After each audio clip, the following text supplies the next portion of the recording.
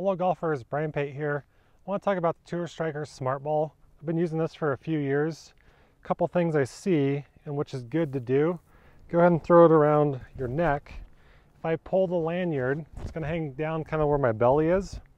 That way as I hinge over from down the line view, I got room here. So one it's going to do is teach me to hinge from the waist. That way this ball can hang away from my chest. The second one is it hangs away from my chest is now I can capture that ball down between my forearms here and go ahead and adjust the ball if it needs to go up or down so it sits between your forearms.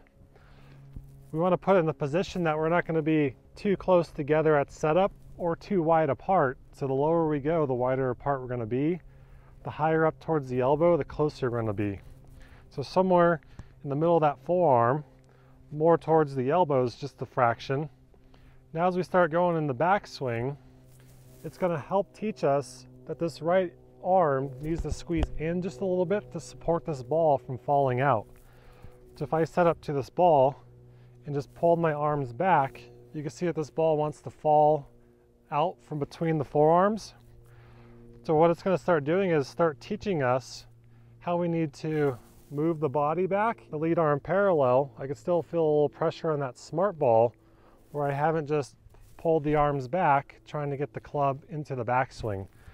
So that's what's going to help first is teach us how to sync the body turn to help move the arms and move the smart ball. Now as we get to the top, we'll see the smart ball wants to fall out of some players. What that could do is, one, it gives us more wrist extension, which starts opening the face. It also starts standing up the club because this arm's going into more of a hitting motion, or like I'm hammering something. Where what we want to feel is, as we go up to the top, we'll still have a little pressure there, but what's it going to feel like in transition to actually squeeze the ball just a little bit more? What that's going to do is give us an elbow that's going more this direction, and you can see what it's doing to the club head. Now the club wants to work a little bit more back as opposed to something that wants to work out in front of me. This is going to be that position of skipping the rock, hitting a baseball, throwing a ball side hand, any of those little motions. So we just don't want to put this ball in between the forearms and forget about it. We want to actually have some sense that as we're up top of the swing, we have a little pressure. What's it feel like to increase the pressure and swing on through? Now if it falls out after the golf ball, that's fine because the ball's already gone. This is more to train a little bit of arm structure in the backswing and train that trail arm to go a little bit more external motion as opposed to wanting to put pressure to bring the club steeper. So let's hit one here. So we're set up, golf ball's on a little tee, so my club's hovering. I got the smart ball in between my forearms, up to the top and pause. Feel that little squeeze, and then unwind.